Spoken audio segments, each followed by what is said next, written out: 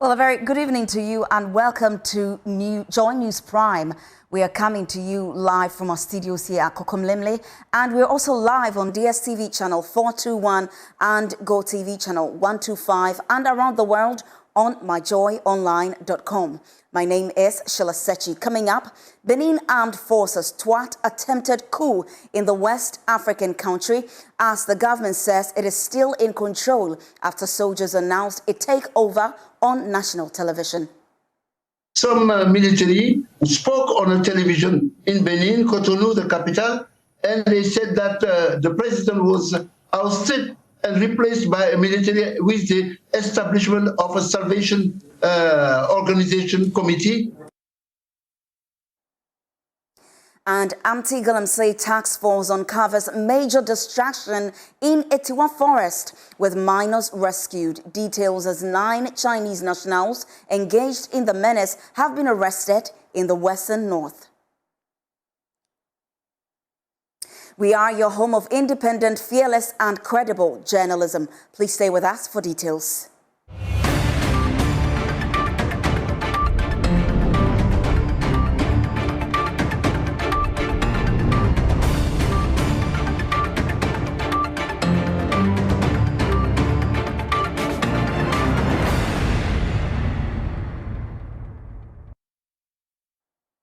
Many thanks for your company this evening. To our very first story, soldiers in Benin say they have removed President Patrice Talon from power, announcing the takeover on national television. The statement declared the suspension of the constitution, the closure of all land borders, and the shutdown of the country's airspace. The soldiers justified their actions by accusing President Talon of poor governance.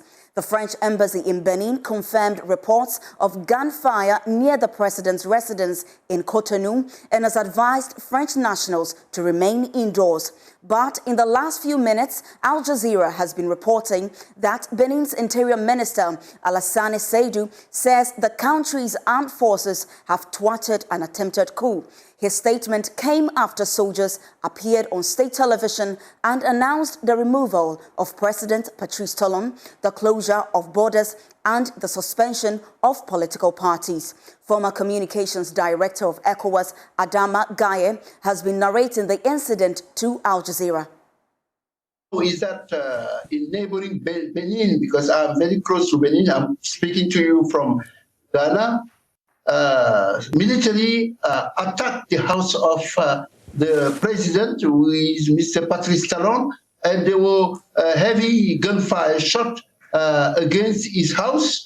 And we saw also some military who spoke on a television in Benin, Cotonou, the capital, and they said that the president was ousted and replaced by a military with the establishment of a Salvation Organization Committee to take over the reign of the country. The problem is, this is not something that surprised anybody, because we have been hearing a lot of tension in that country.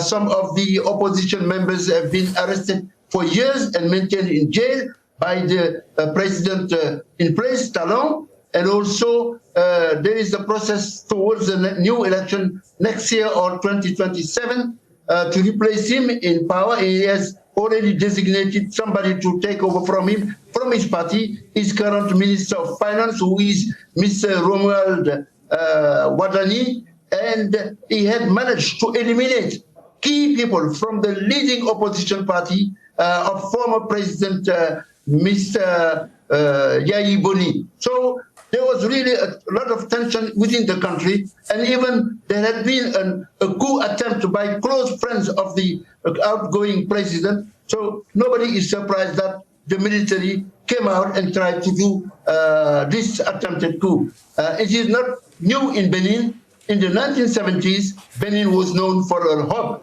of military coup.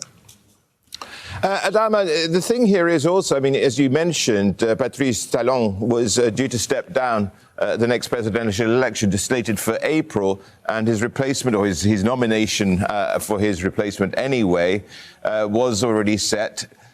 So, I mean, with the idea that he was going to be stepping down in just a few months, it must be a surprise that the military or factions within the military have acted in this way. Yes, because of course everybody had the feeling that it was going to be a smooth transition, because really in economic terms, in terms of infrastructure, Benin Republic was doing marvelous. It was achieving great strides towards its economic development. Myself, I was supposed to go after tomorrow to meet key business people interested in distribution of petroleum products in West Africa coming from Europe. But this is no longer possible. Why this has happened? Maybe the fact that actually this transition from Mr. Talon to a newly elected president next year was not seen as something as genuine. People believe that is the Medvedev-Putin type of transition, where Mr. Talon will put a figurehead in his place and continue running the show from behind the scene. So this is something, this fake type of democracy that may have prompted the military to stage this coup. Whether they will succeed or not is early to say, because only what we know is that they've tried. Will they succeed? It is not new in West Africa.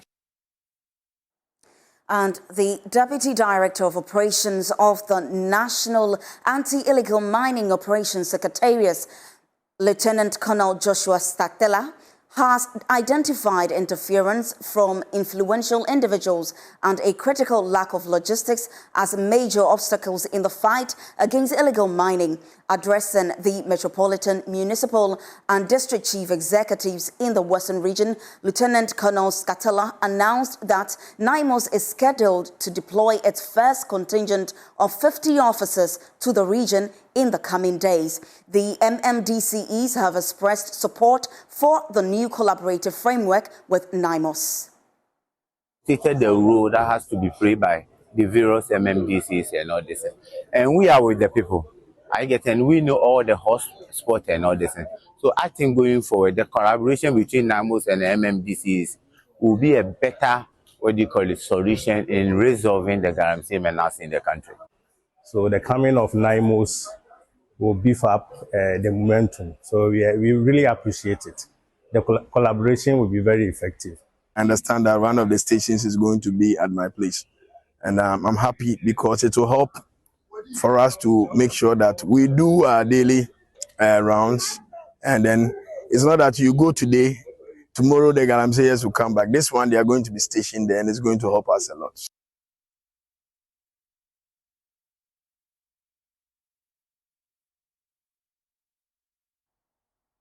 The Minerals Development Fund has launched an environmentally sustainable mining initiative to reduce water and land degradation in small-scale mining. The MDF Modular Sustainable Mining Turnkey Initiative employs green technologies, closed-loop water recycling, and mercury-free gold processing methods. Administrator of the Minerals Development Fund, Dr. Hannah Louisa Bisu, revealed that the initiative is expected to reduce the negative impact of small-scale mining on the environment. She spoke at the launch of the Royce Gold Echo Dig Modular Sustainable Mining Site in the Ahafo region, the first MDF's Modular Sustainable Mining Turnkey initiatives to be deployed all over the country. There is more in the following report. First MDF Modular Sustainable Mining Turnkey Initiative site is built on an already mined area with parts of the destroyed land reclaimed for the project. Mining areas at the site are selected based on geological survey conducted by experts. Once the layout is finalized, contractors set up all necessary amenities for operations. Tailing dams are constructed with filtration systems where filters are mounted in canals to clean the water used in washing gold deposits. Recycled water is pumped from the dams, which also support boreholes for the mining activities. The process eliminates the use of mercury and cyanide. James Opoku is Chief Executive Officer of Lion King Engineering and Mining Support Services. We take maximum 90% of the gold, because after mining, the processing, we go through a shaking board process. The shaking board process will separate the sand from the gold. After that, the other sand is not thrown away. We put it through a heating method, through a high temperature level. You see, gold is easy to melt, but sand cannot melt. So through that heating method, the gold will start melting from the sand. The small-scale mining sector has been a government priority due to illegal activities by some miners which threaten environmental sustainability. Dr. Hannah Louisa Bisiu-Kote is administrator of the Minerals Development Fund. The MDF Modular Sustainable Mining Turnkey Initiative embodies the future of small-scale mining in Ghana. It introduces a model that is eco-friendly, efficient, and socially responsible. In accordance with the MDF mandate to redress the negative impact of mining in mining communities in Ghana, the MDF, through its Modular Sustainable Mining Turnkey Initiative, is implementing the beginning of a permanent solution to Ghana's most pressing challenge. The Ghana National Association of Small-Scale Miners has expressed interest in replicating the technology at various mining sites. I want to stand or state clearly to the government of Ghana that the small-scale miners are willing and ready to prepare and accept the initiative of the MDF that has brought us this far. We prefer a solution that is designed for Ghana. For JoyNews, Nana Ojima, Ahafo Region.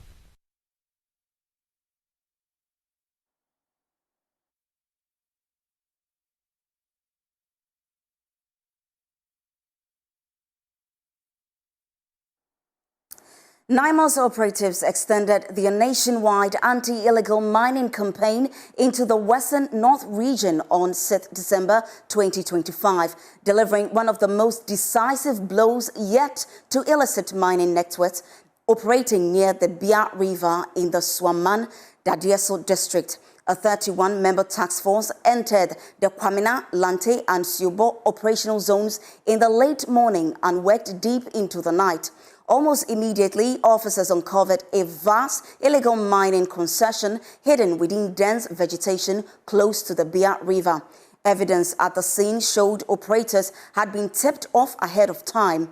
The operation intensified at a suburb of Dadieso, known locally as Niger, where intelligence unexpectedly surfaced from an abandoned mobile phone left behind by a fleeing suspect.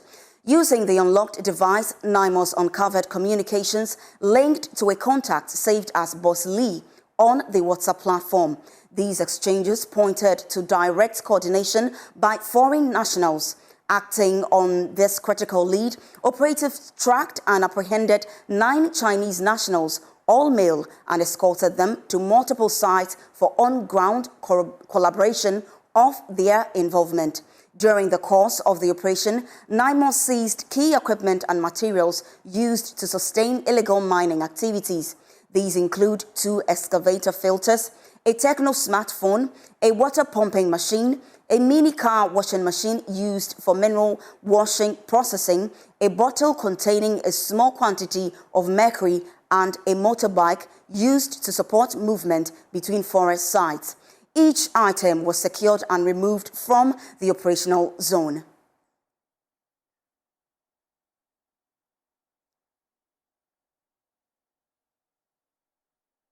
Now, the Ministry of Health, in partnership with Africa CDC and Africa Medical Research Foundation, has completed vaccination of over 192,000 people under the Saving Lives and Livelihood Phase 2 project, including 159,000 girls with the HPV vaccine, as well as thousands of pregnant women, health workers, and community members. The initiative, implemented with support from CHAG and GHS, utilized fixed, mobile and outreach services to reach communities nationwide. Ministry of Health, in collaboration with Africa CDC and Amref Health Africa, has convened key stakeholders in health in an experiential review meeting on Saving Lives and Livelihood Phase 2 project. Speaking at the event, AMREF West Africa Regional Manager Awa Dieng says the program used fixed, mobile and outreach services to vaccinate over 192,000 people, including 159,000 girls with the HPV vaccine and thousands of pregnant women, health workers and community members. Today is not just about closing a chapter. It is about celebrating what we have achieved together and to acknowledge the dedication of every partner who has made this phase a success. Phase 2 has been a continuation of the commitments we made under Phase 1. Thanks to the collaboration between the Ministry of Health, Ghana Health Services, Christian Health Association of Ghana, Africa CDC, AMREF and other partners, we are closing this phase with concrete, impactful results. In the northern region, particularly in Tamale, SLL Phase 2 has helped deliver integrated immunization services through fixed, mobile, and advanced outreach strategies.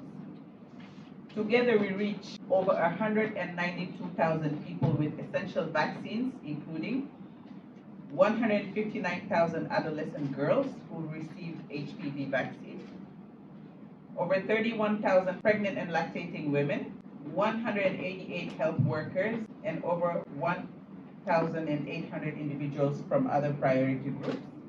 She explained that these numbers represent real lives protected, girls shielded from cervical cancer, mothers and children safeguarded from preventable diseases, and communities strengthened through improved access to health services. These are not just figures. They represent girls protected from cervical cancer, mothers and children safeguarded from preventable diseases, and communities strengthened through the trust and access.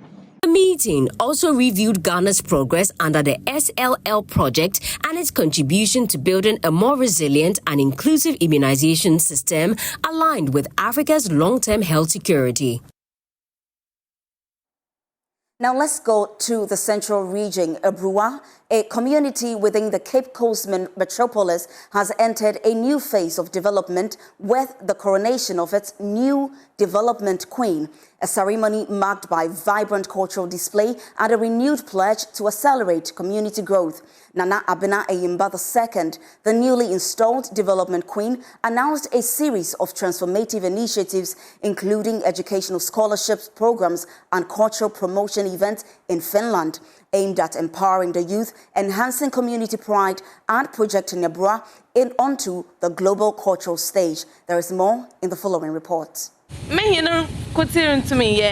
I am put in my action in the day or run to me, Yenina, Yakin Boma. About to me, I am my Abura for Nintampa Efra. In her maiden address as the development queen of Abura, Nana Yimba II pledged unwavering dedication to championing the development of the community. My spirit did not just arrive here, it aligned with Abura, as though it has been waiting for this moment all along. Nearly 20 years ago, I used to volunteer for PPAG, where I started to grow the seeds of development. I may not return with vast riches, but I returned with something more enduring, knowledge and networks, and a platform that I'm wholly committed to using for the progress of our people. I am here, ready and devoted to work hand in hand with His Royal Majesty, Her Royal Highness, the elders, and the community. She outlined several initiatives she intends to pursue in her new role, including promoting cultural visibility for the community in Finland. With profound humility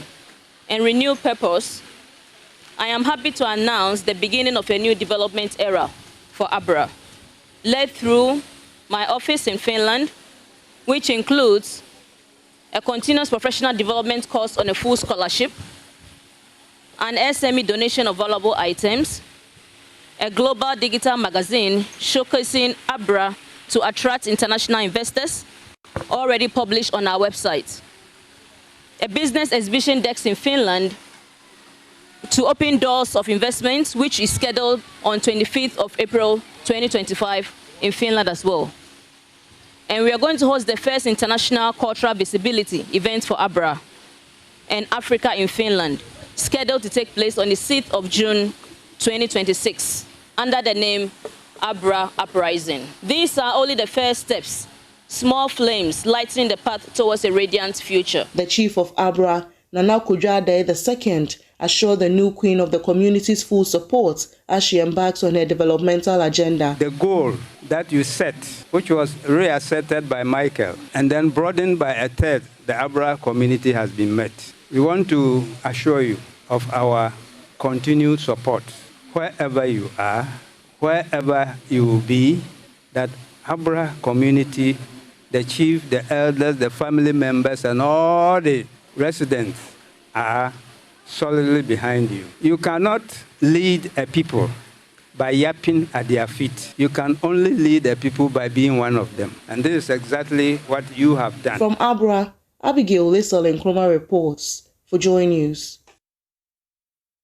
Well, from Cape Coast, let's now move down to Accra, where newly installed Ni Note Insro Oblanta Manche, the first, has pledged to champion youth empowerment across Ghana and the diaspora, highlighting the urgent need to address rising social pressures, economic hardship, and career uncertainty facing young people today. There is more in the following report. Young people today face immense pressure from rapid societal changes, career uncertainty, and economic hardship, making targeted strategies for well-being, empowerment, and civic engagement essential for their transformation and growth. Tapping into his new traditional role, recently installed as Ni Note Insuro Oblanta Manche I, he emphasized his deep commitment to youth development, both in Ghana and across the diaspora. Growing up in the States, having respect for tradition and sovereignty, making sure that your people are protected, and making sure that you can get the youth employed here in Ghana, not outside, not in China, not in Japan, in Ghana. Making sure that they have the right education, the right tools to be successful. So I'm working with a company, make sure that we can hopefully establish a few jobs coming up in the next couple of months. Youth are the same all over the world. They want money, they want respect, they want education. You know, overall, the focus on the youth is to make sure that they have the tools to be successful. So here in Ghana, we want to make sure that all the youth have, you know, the laptops, the right education, all of the tools that they need to be successful. And I keep repeating myself because that is the key component to making sure that you can become an upstanding citizen, whether you're in Ghana, whether you're in whatever country. Once you have the basic tools, you can be successful any place. And representing Ghana, once you have the education here, you can go any place and be successful and still represent your country.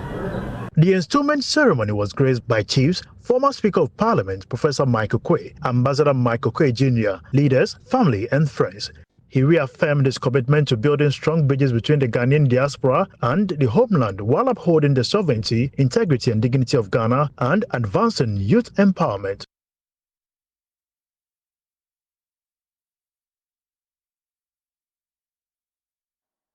Now, Charterhouse Ghana has launched an initiative to empower the country's youth with agricultural knowledge, aiming to tackle unemployment through food and farming education. The maiden edition of the Gastro Festival 2025, a food extravaganza, showcased diverse local cuisine and brought together industry experts, farmers, and enthusiasts. Speaking to Robert Clark, lead PR, he emphasized the event's mission to inspire young Ghanaians to explore careers in agriculture. The Gastro Festival is more than just a food festival. It's a platform to educate and empower our youth. There is more in the following report. The two-day event, described as Ghana's biggest food experience, featured panel discussions on food culture, sustainability and innovation. The second panel, moderated by the host of the Ghanaian Farmer Show, focused on empowering local players in the food value chain. One of the biggest highlights of day one was a cooking competition between Chef George and the twin musicians Lali and Lola, drawing cheers from patrons. Speaking to Joy Prime, the National Chef President expressed optimism about the future of Ghana's culinary industry. For us as chefs, we are very excited that a department within our industry is coming up with this festival, and we, as soon as we get to hear of it, we supported the whole thing. But we see it becoming a very, very big festival, because if you travel elsewhere, you get to see how food industry has become. In fact, it is one of the biggest industry in the world when it comes to food, because everyone eats almost 3 or 2 times a day. So when it comes to food, we only see it growing and not shrinking. Mrs. Okran of Springboard also encouraged young chefs and food entrepreneurs to take advantage of platforms like these. I love the idea because when you celebrate something, you throw attention to it. People are able to see where they can also play a role, and it increases people's not just the knowledge, it increases the knowledge, the skills, and then the passion to pursue fulfilling careers in that space. So I really love the concept of the program. PR lead for Charterhouse, Robert Clark, explained that the Gastro Festival was created to celebrate Ghana's food ecosystem and to give patrons a unique culinary experience. It's the need for a program like this to exist. Most of the time we focus more on the food, the eating, the fun, the chilling, but we wanted something that deals with the knowledge center as well, because there are specific things within the industry that needs our attention. And food really, it's connected to everybody. Everybody needs to eat, everybody needs to eat safe food, and everybody needs to ensure that we are concerned about the food security. So when you have situations where things are being imported, meanwhile there's arable land and all of that, and you have a lot more of the younger folks who are not necessarily becoming inclined to agriculture, you want to be able to steer the ship into that particular space so you can inspire more folks to take interest in that particular space. So yes, so there are myriad of reasons, and all of these things have become necessary for us to want to step into the space, and we hope that we'll be able to contribute our quota to the agribusiness of this country. Influencer SDK, known for promoting Ghanaian foods, praised the initiative and called for more support for local vendors. Oh yeah, definitely. For people to always know that Ghanaians, we have a whole lot of food, variety of food in our system, and also to bring people together like how we are having it here. So I think it should be going on every year. Yeah. The festival grounds were filled with patrons and vendors serving a variety of Ghanaian and foreign delicacies, making the maiden edition a major success. Well, that's how we wrap up Joy News Prime. My name is Sheila Sechi. For more news, log on to myjoyonline.com. Have a good evening.